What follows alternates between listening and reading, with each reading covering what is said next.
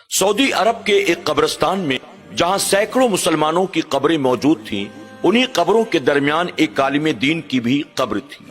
आलिम दीन के इंतकाल के चंद सालों के बाद अचानक किसी वजह से उनके घर वालों ने उनकी कब्र को खोला। जब आलिम दीन की कब्र को खोला गया तो लोग ये देखकर हैरान रह गए कि आलिम दीन की कब्र के अंदर दूर दूर तक उनका कहीं कोई नामो निशान मौजूद न था। न उनका जिस्म था, न कफन था और न ही हड्डियों का ढांचा था, बल्कि आलिम दीन की कब्र के अंदर एक खूबसूरत नौजवान लड़की की लाश मौजूद थी, जो कि देखने में किसी फॉरेन कंट्री की नजर आती थी। जब लोगों को इसके बारे में पता चला तो दूर दराज से लोग उस कब्र को देखने के लिए कब्रिस्तान में जमा हो गए। चूंकि हज का मौका था, बाहर के मुल्कों के बहुत से लोग सऊदी अरब में मौजूद थे। उन तमाम कब्रिस्तान आने वालों में एक मुसलमान ऐसा भी था जो कि फ्रांस का रहने वाला था। जब उसने कब्र के अंदर झांक कर उस लड़की की लाश को देखा तो बेसाख्ता पुकार उठा, इस लड़की को मैं पहचानता हूँ। जब लोगों ने ये सुना तो उस शख्स को लोगों ने घेर लिया और पूछा, तुम कौन हो, कहाँ के रहने वाले हो, आखिर इस लड़की को कैसे जानते हो, ये लड़की कौन है? तो वो शख्स कहने लगा, मैं फ्रांस का रहने वाला मुसलमान हूँ, मैं हज अदा करने के लिए सऊदी अरब आया हूँ। ये लड़की मेरे पड़ोस में रहती थी, ये एक ईसाई की बेटी है।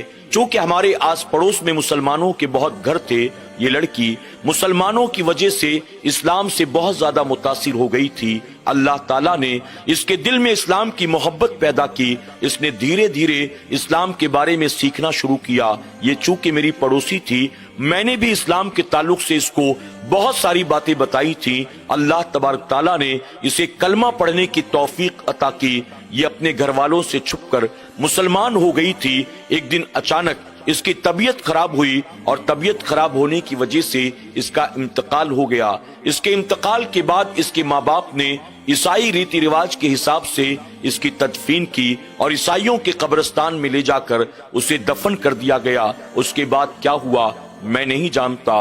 वो शख्स कहता है, चूंकि मैं हज अदा करने के लिए आया हूँ, मैं इंशाअल्लाह हज अदा करने के बाद जब वापस अपने मुल्क फ्रांस जाऊंगा तो मैं इस लड़की के घर वालों से राब्ता करूंगा और इसके बारे में पता करूंगा कि आखिर उसकी लाश ईसाइयों के कब्रिस्तान से यहाँ सऊदी अरब में कैसे मुंतकिल हो गई। अब वो शख्स हज अदा करने के बाद जब दोबारा अपने मुल्क जाता है, वहां जाने के बाद लड़की के घर वालों से राब्ता करता है, उन्हें सारी कहानी सुनाता है और इस बात पर राजी करता है हमें उस लड़की की कब्र को खोद कर देखना चाहिए, क्या उसकी लाश कब्र के अंदर मौजूद है या नहीं। आखिरकार उसके घर वाले इस बात पर राजी हो जाते हैं और फिर जाकर ईसाइयों के कब्रिस्तान में उस लड़की की कब्र को खोदा जाता है। अल्लाह अकबर। जब उस लड़की की कब्र को खोदा गया तो देखने वाले ये देखकर हैरान रह गए कि सऊदी अरब के कब्रिस्तान में जिस मुसलमान आलिम दीन को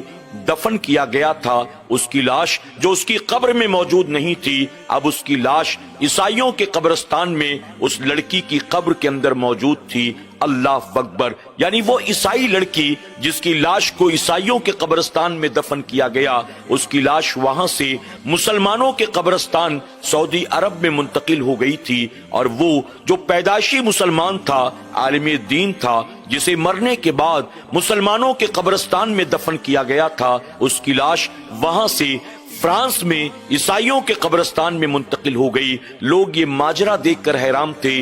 आखिरकार लोगों ने सऊदी अरब में उस आलिम दीन की बीवी से राब्ता किया और पूछा, बता आखिर तेरे शौहर के अंदर कौन सी खराबी थी जो मरने के बाद उसके साथ ऐसा हुआ।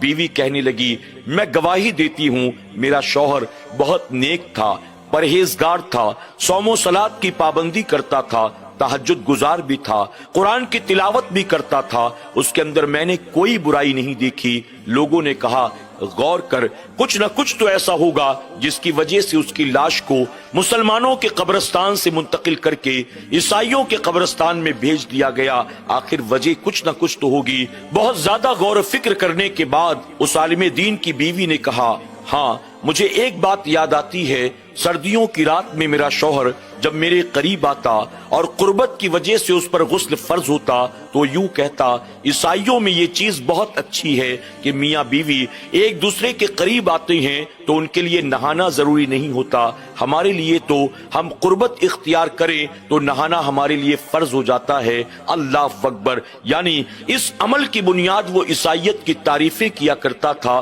اور یہی وجہ ہے جس چیز کا حکم اللہ اور اس کے رسول صلی اللہ علیہ وسلم نے دیا ہو اس حکم کے مقابلے عیسائیوں کے طریقے کو پسند کرنے والا عالم جب دنیا سے مرا، دنیا نے مسلمان سمجھا، عالم دین سمجھا، اور لے جا کر اسے مسلمانوں کے قبرستان میں دفن کر دیا۔ لیکن چونکہ کہیں نہ کہیں اس کے دل میں ایک چیز کو لے کر عیسائیت کا احترام تھا، عیسائیت کی محبت تھی، اور یہی وجہ کہ اس کی لاش کو مسلمانوں کے قبرستان سے نکال کر عیسائیوں کے قبرستان میں منتقل کر دیا گیا، اور وہ بچی جو عیسائی گھر میں پیدا ہوئی لیکن اسلام سے محبت کرتی تھی، چوری چھپے اس نے کلمہ پڑھ لیا تھا، اس کے بعد مرنے کے اس کے گھر والوں نے اس کی میت کو عیسائیوں کے قبرستان میں دفن کیا، لیکن اللہ تبارک تعالیٰ نے اس کی لاش کو عیسائیوں کے قبرستان سے مسلمانوں کے قبرستان میں منتقل کر دیا۔ اللہ اکبر۔ ناظرین اکرام، پتہ یہ چلا اللہ نے ہمیں مسلمان بنا کر پیدا کیا ہے، ہمیں اللہ اور اس کے رسول صلی اللہ علیہ وسلم کے فرمان سے محبت کرنی چاہیے، شریعت سے محبت کرنی چاہیے، نبی کی سنت سے محبت کرنی چاہیے، اپنے مذہب کے مقابلے، اپنی شریعت کے مقابلے کسی اور کو فوقیت اہمیت نہ دیں، یہ نہ کہیں کہ معاذ اللہ ہمارے یہاں یہ خرابی ہے، یہ خرابی ہے، فلاں جگہ تو یہ بڑی اچھی چیز ہے، یہ بہت اچھی بات ہے۔ عام طور پر بہت سارے مسلمان جہالت کی بنیاد اس طرح کی باتیں کر جاتے ہیں، ہمارے یہاں سختی بہت ہے، وہاں نرمی بہت ہے، ہمارے یہاں ایسا ہو تو یہ کرنا پڑے گا، وہاں کچھ بھی کر لو کچھ بھی نہیں کرنا۔ ہمیں اور آپ کو ایسی باتوں سے بچنے کی کوشش کرنی چاہیے، ورنہ ہماری انہی باتوں کی بنیاد کب ہمارے سینے سے ایمان نکل جائے گا ہمیں خبر بھی نہ ہوگی۔ مسلمان ماں باپ کے گھر میں پیدا ہوئے، اس کے باوجود اگر کہیں کہ فلاں مذہب اچھا، فلاں مذہب کے لوگ اچھے، فلاں مذاہب دنیا کے اسلام سے زیادہ بہتر ہے معاذ اللہ، تو ایمان پر خاتمہ ہوگا کہ نہیں ہوگا؟ ہمیں اس بات کا خیال رکھنا چاہیے۔ اللہ ہمیں اور آپ کو ایسی باتوں سے بچنے کی توفیق عطا کرے، اور اللہ ہمیں قرآن و سنت کے مطابق اپنی زندگی گزارنے کی توفیق عطا فرمائے۔ اللہ ہمیں ایمان پر قائم رکھے اور ایمان ہی پر ہمیں موت عطا کرے۔ آمین یا رب العالمین۔